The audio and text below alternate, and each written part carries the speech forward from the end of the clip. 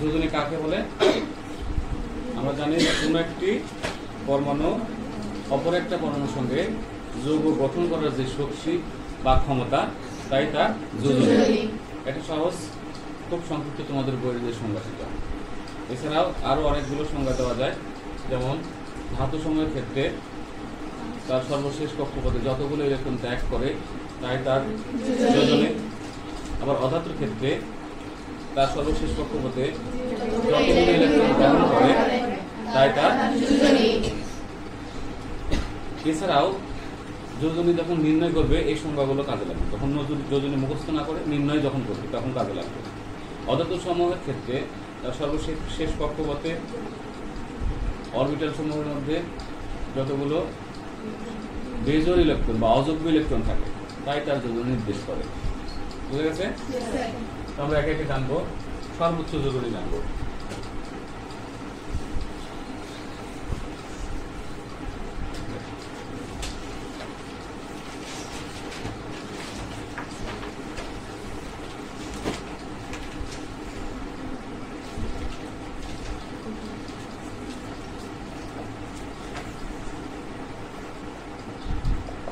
কার্বনের যোজনী কত? 2, 4। সিলিকনের যোজনী কিন্তু 2, জার্মেনিয়ামের যোজনী 2, 4। তো পারমাণবিক সংখ্যা বৃদ্ধির সাথে সাথে যোজনী কম বেশি হতে পারে, ঠিক আছে? তো এই দেখো একই গ্রুপের যোজনী গ্রুপ সমূহ একই রকম থাকে, বুঝে গেছে? গ্রুপ ওয়াইজ এটা ধর্ম। হ্যাঁ, তাহলে দেখো 2, 4। তাহলে এক্ষেত্রে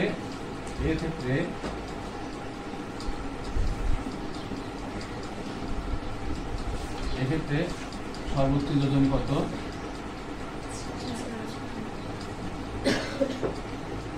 এক্ষেত্রে কার্বনের সর্বোচ্চ যোজনী 4। এই आंसर এটা শেষ। খুব কঠিন লাগে? যতগুলো যোজনী থাকে তার মধ্যে সর্ববৃহৎ যে যোজনী তাই তার সর্বোচ্চ যোজনী বলে।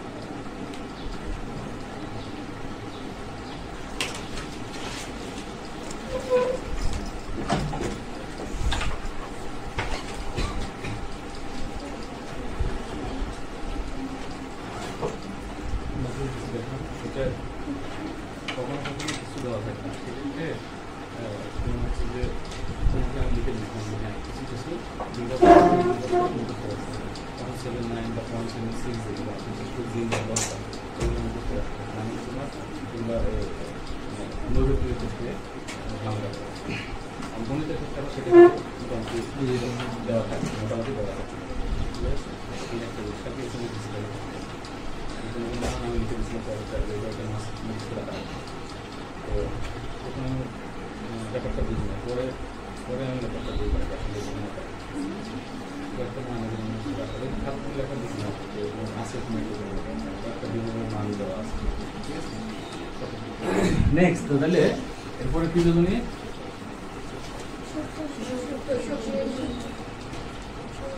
সক্রিয় যোজনী। হ্যাঁ, সক্রিয় যোজনী।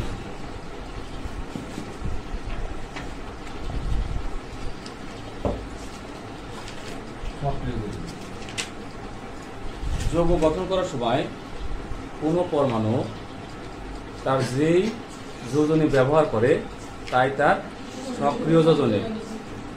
অ্যাক্টিভ ভ্যালেন্স বোঝো নাই? সহজ। তার মানে এই কথাটার অর্থটা সংজ্ঞাটা কি?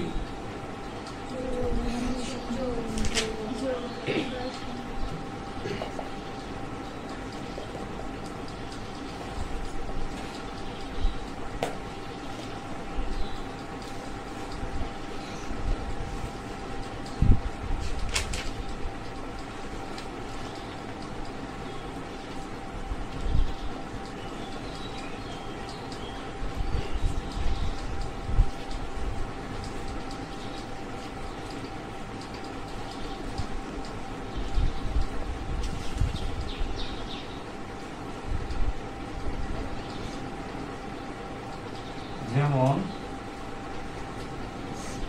ধরো ম্যাগনেসিয়াম ক্লোরাইড, ম্যাগনেসিয়াম এখানে তার যোজনী 2 ব্যবহার করেছে, ক্লোরিন তার যোজনী 1 ব্যবহার করেছে, ম্যাগনেসিয়াম ব্যবহার করেছে কত? 2। বুঝতে পারছি? তাহলে এক্ষেত্রে উদাহরণ কি হবে? ম্যাগনেসিয়ামের যোজনী 2,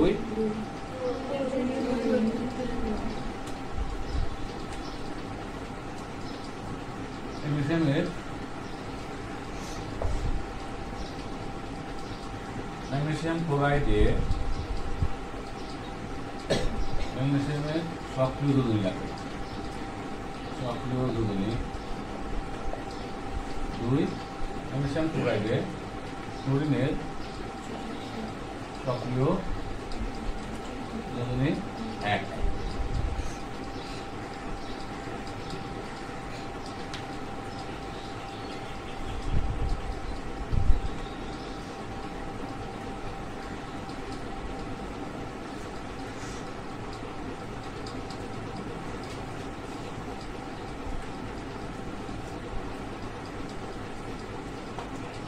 তারপরে কি সূক্ষ্ম যোজনী, রাইট?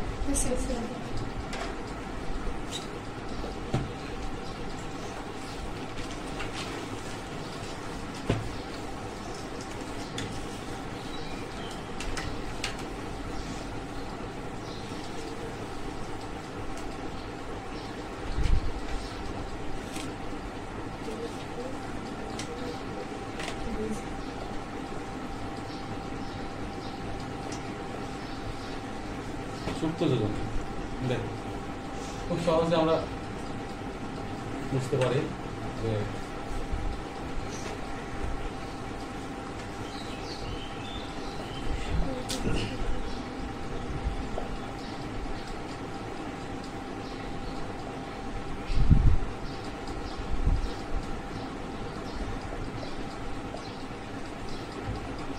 এটা সমান সমান এটাই হচ্ছে যে সুপ্ত যোজনী।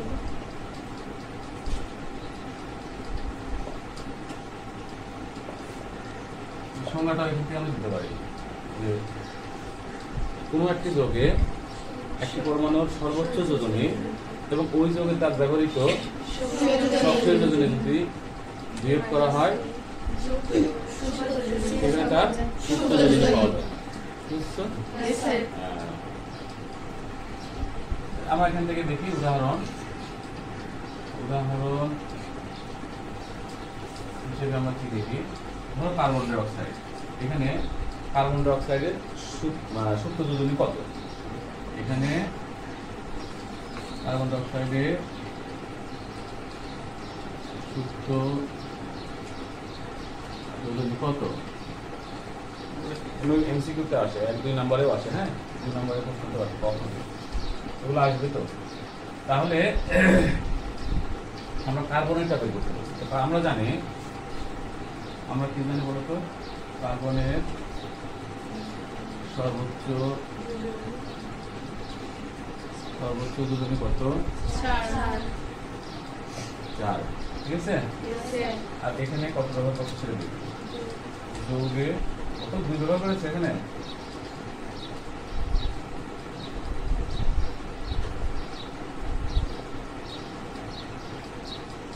সক্রিয় যোজনী ও 4, অর্থাৎ সুপ্ত যোজনী কত হবে? বা বিয়োগ করো 4 - 4 = 0। তাহলে এখানে তোমার সুপ্ত যোজনী কত? 0।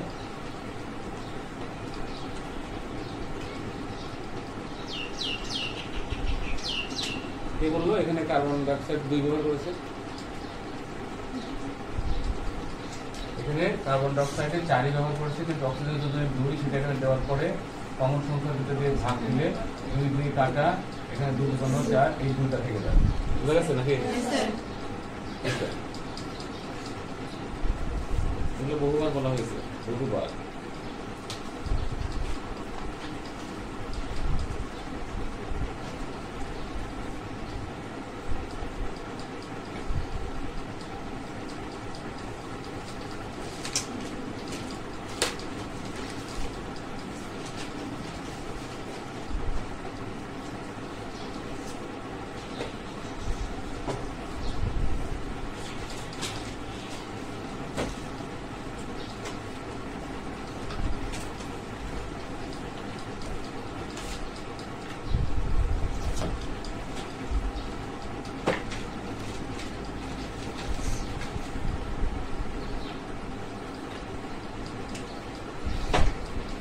এবার একটা বাকি আছে, কি বাকি আছে?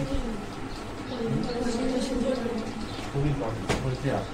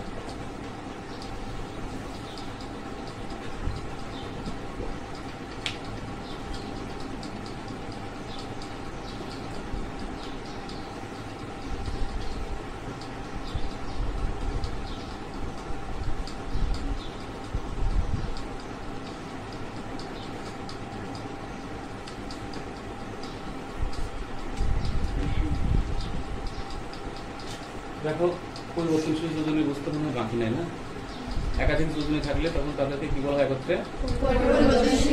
খুবই সিম্পল। এখন একাধিক যোজনীগুলো জানলে যৌগ সম্পর্কেও জানা যাবে।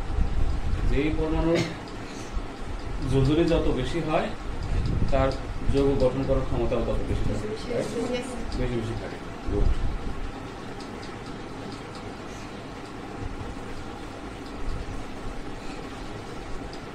পরিবর্তনশীল যোজনী নির্ণয়।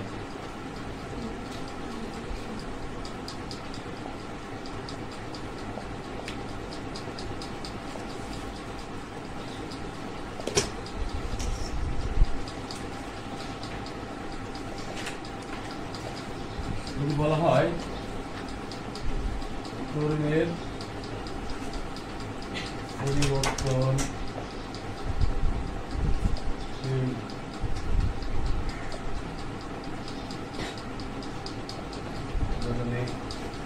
ব্যাখ্যা করা বা ক্লোরিন পরিবর্তনশীল যোজনী প্রদর্শন করে কিনা তা দেখাও।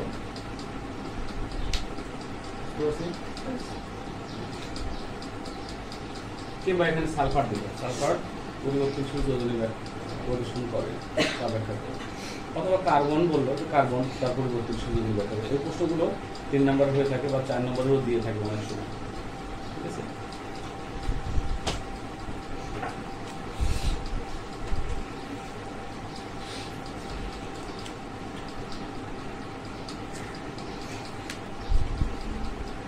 তাহলে আমাদের যোজনী বের করতে গেলে তার সঠিক ইলেকট্রন বিন্যাস, হোর্নস এর ল অনুযায়ী ইলেকট্রন বিন্যাস বা ব্লক পদ্ধতিতে যে ইলেকট্রন বিন্যাস শিখেছিলাম ওইটা কিন্তু খুবই প্রয়োজনীয়, ওটা দরকার। ঠিক আছে, তো দেখি আমরা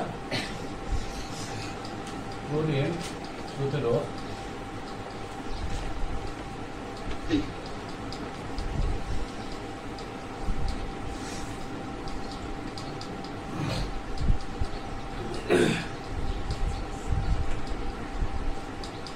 আচ্ছা, এটা তার স্বাভাবিক ইলেকট্রন বিন্যাস। তার শেষ কক্ষপথে 7টি ইলেকট্রন আছে, রাইট? এবং সেক্ষেত্রে তার স্বাভাবিক যোজনে সে 1টি ইলেকট্রন গ্রহণ করবে, যে বোঝা যাচ্ছে অষ্টক পূরণের জন্য, রাইট? অষ্টক পূরণের জন্য তার 1টা ইলেকট্রন প্রয়োজন। সেক্ষেত্রে সে ত্যাগ করবে নাকি গ্রহণ করবে? ডেফিনেটলি, কারণ এটা ক্লোরিন অধাতু, রাইট? এবং সেক্ষেত্রে তার যোজনে কত হবে? এটা স্বাভাবিক ক্ষেত্রে।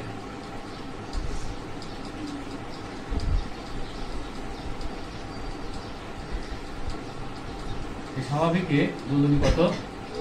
স্বাভাবিক ক্ষেত্রে তার স্বাভাবিক ইলেকট্রন বিন্যাসের যোজনী হচ্ছে 1, ঠিক আছে? স্বাভাবিক ক্ষেত্রে 1। এরপর আমরা এর ভিতরে দেখব। আমরা জানি এস অরবিটালে 2টি ভিন্ন বিপরীতমুখী স্পিনে 2টি ইলেকট্রন অবস্থান করে যুগ্ম অবস্থায়। আর এখানে দেখব তারপরে বিপরীতমুখী ভাবে আসবে, রাইট? এই তো অবস্থা নাকি? তো পাশে ক্লোরিনের 3 নম্বর শক্তি স্তরে আরেকটি অরবিটাল আছে, 3D অরবিটালে 0 আছে, 0 আছে, রাইট? তো সেটা আমরা যদি সমশক্তির অরবিটাল বের করি, দেখা যাবে ফাঁকা ঘর আছে 1 2 3 4 5টা। যে অরবিটালে মোট কয়টি? 5টি, রাইট? ওকে। এবার আমরা একটু আগে যে সংজ্ঞাটা দিলাম, সেই সংজ্ঞার মধ্যে কিগুলো ছিল? অধাতুর ক্ষেত্রে তার শেষ কক্ষপথের অযুগ্ম ইলেকট্রনিক, এই যে অযুগ্ম ইলেকট্রন, এটাই তার যোজন। এবং যোগ্যতা স্তর কোনটা? এই 3s 3p 3d এর মধ্যে আছে, মানে 3 নম্বর শক্তি স্তরে তার যোগ্যতা স্তর। বুঝছি তো? আবার বলে যদি যোগ্যতা ইলেকট্রন গুণগুলো, কোনো কথা নাই, 3 নম্বর শক্তি স্তরে যে সকল ইলেকট্রন আছে তাই তার যোগ্যতা ইলেকট্রন, রাইট? হ্যাঁ, এগুলো বেসিক ক্লাস 9 তোমাদের জন্য এটা খুবই গুরুত্বপূর্ণ। যে এগুলো এখন থেকে এই ছোট ছোট জিনিস যদি না বুঝো, তাহলে নেক্সট যে পড়াগুলো আছে সেগুলো বা কলেজে গেলে আমাদের বুঝতে কঠিন হবে, সায়েন্স নিয়ে। তো আমরা এখানে যদি ধরো এই পরমাণুটাকে তাপ দিই, উত্তেজিত করি, এক্সাইটেড অবস্থায় এটাকে যদি উত্তেজিত করা হয়, তখন কি হয়? তার যে ফাঁকা অরবিটাল, মানে যে অরবিটালগুলোতে যে অরবিটালগুলো স্থিতিশীল নয়, সেই অরবিটালগুলোর ইলেকট্রনগুলো মুভমেন্ট করতে পারে বা চলাচল করতে পারে বা ছুটাছুটি করতে পারে। যেমন এখানে আমার পি অরবিটালে কোনোভাবেতেই স্থিতিশীল বলা যাবে না, 3টাও নেই 6টাও নেই, রাইট? তাই এই অরবিটালের ইলেকট্রনগুলো তারা ছুটাছুটি করতে পারে। সেখানে যুগ্ম ভেঙে অযুগ্ম হয়ে যাবে। এটা এখান থেকে শুরু হবে, এই পাশে ফার্স্ট এখানে py pz এবং px। py থেকে একটা ইলেকট্রন dxy যাবে, dxy এই আসবে। এগুলো কি সেটা আমি আগে বলেছি 3 নম্বর অধ্যায়ে। এখানে একটা ইলেকট্রন আসবে, বুঝছি তো নাকি? এবং এটা অ্যান্টি ক্লকওয়াইজ। তাহলে এই ক্ষেত্রে আমরা এখন লিখতে পারি, এই ক্ষেত্রে ক্লোরিনের যোজনে কি বলা হলো বলতো? কত আসছে সংজ্ঞা অনুযায়ী বলো?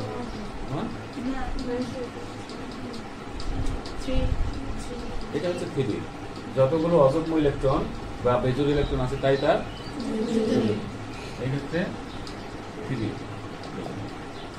প্রথমে স্বাভাবিক অবস্থায় পেয়েছিলাম একটি অযুগ্ম বা জোর বেজোর ইলেকট্রন, আর এখানে 3টে বেজোর ইলেকট্রন পাওয়া গেল, রাইট? এবার পুনরায় আমি এটাকে এখানে না দেখে প্রথমটা কিন্তু আমি এটা আরেকটা লাইনে তোমরা দেখাবা খাতায়, স্বাভাবিক অবস্থা একটা, এটা দেখাবো অন্য আরেকটা লাইনে। তো আমি একসঙ্গে দেখিয়েছি।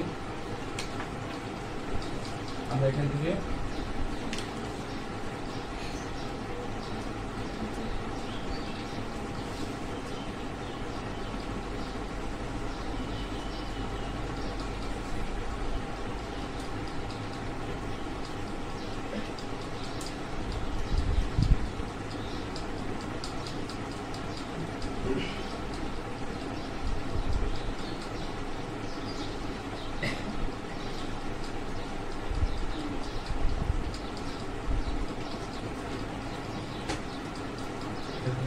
জিরো, মানে এখানে 6 ভাগ। ওকে, তো এখানে কিন্তু আর এই 5 লিখা যাবে না, কেন বলতো? এখান থেকে একটা ইলেকট্রন লিখে নিতে 1 2 3 4টা আছে এখানে, আমরা এখানে 4টা লিখি, বুঝতে পারছো? আর আমরা এখান থেকে এটা এভাবে 2-3 চিহ্ন দিয়ে দেখে নিলে এটা আরো বেটার ভালো হয়। এটা যে এই ইলেকট্রনটা এখান থেকে এই পাশে আসছে, তো এখানে কি অবস্থায় আছে? এই অবস্থায় না, আর এখানে আর শূন্য লেখা যাবে না, এখানে কি লিখবো আমরা? কারণ কি এখানে একটা আছে তো নাকি? হ্যাঁ, এই অবস্থাতে আবারও আমি এটাকে এক্সাইটেড করলাম বা উত্তেজিত করলাম। আবার একবার প্রথমে দেওয়া ছিল, এটাকে ডাবল স্টার্ট দিয়ে রাখি, এতে আমরা বুঝবো যে দ্বিতীয়বার উত্তেজিত করা হলো। তো তখন সেক্ষেত্রে এখান থেকে কোন ইলেকট্রনটা ভাঙবে বলতে যাবে? তো কোনটা? PX থেকে এই ইলেকট্রনটি YZ এর মধ্যে যাবে।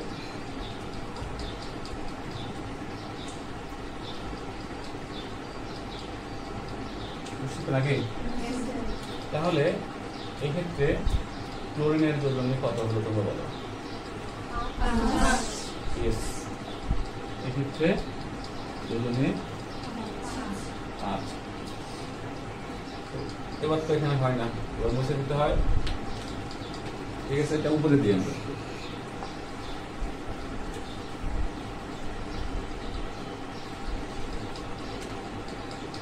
উপরে দেই।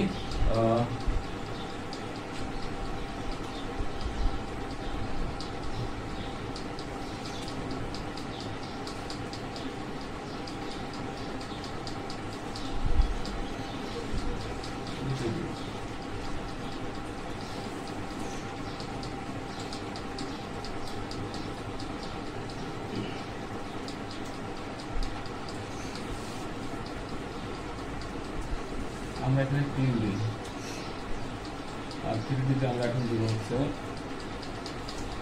ঠিক আছে?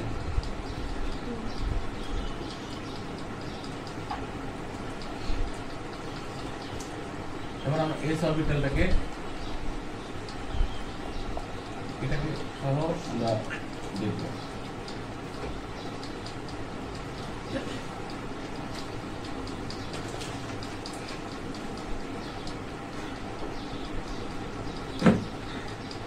আবার এখান থেকে ইলেকট্রন এখানে আসছে, এটা আমরা একটু নির্দেশনা দিয়ে রাখি। ওকে, এখন আবার পুনরায় যদি তৃতীয়বারের মতো উত্তেজিত করি, কি দেখা যাবে এখানে? কি হবে বলতো? রাইট, তার একই কক্ষপথ থেকে, একই কক্ষপথ 3 নম্বর কক্ষপথ মানে সর্বশেষ কক্ষপথ ক্লোরিনের, রাইট?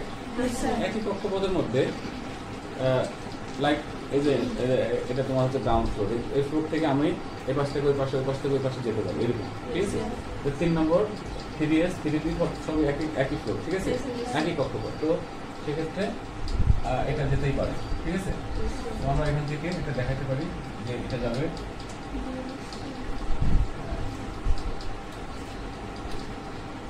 XY Y8 বা XY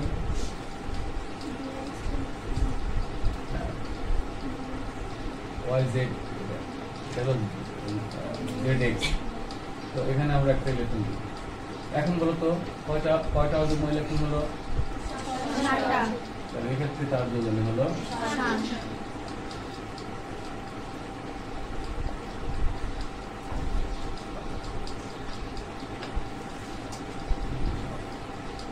তাহলে আমাদের যদি বলা হয় যে ক্লোরিনের পরিবর্তনশীল যোজন কত, তাহলে কি লিখবা 1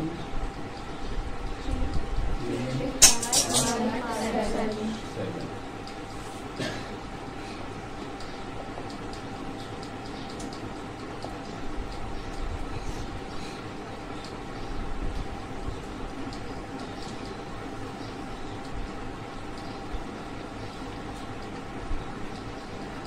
এটাই তো অযৌতিক ক্ষেত্রে এটা ব্যাখ্যা দেওয়া সম্ভব, খুব সহজেই ব্যাখ্যা দেওয়া সম্ভব। তাহলে তোমরা একটা প্র্যাকটিস করো, সালফারের পরিবর্তনশীল যোজনে তোমরা ব্যাখ্যা করো।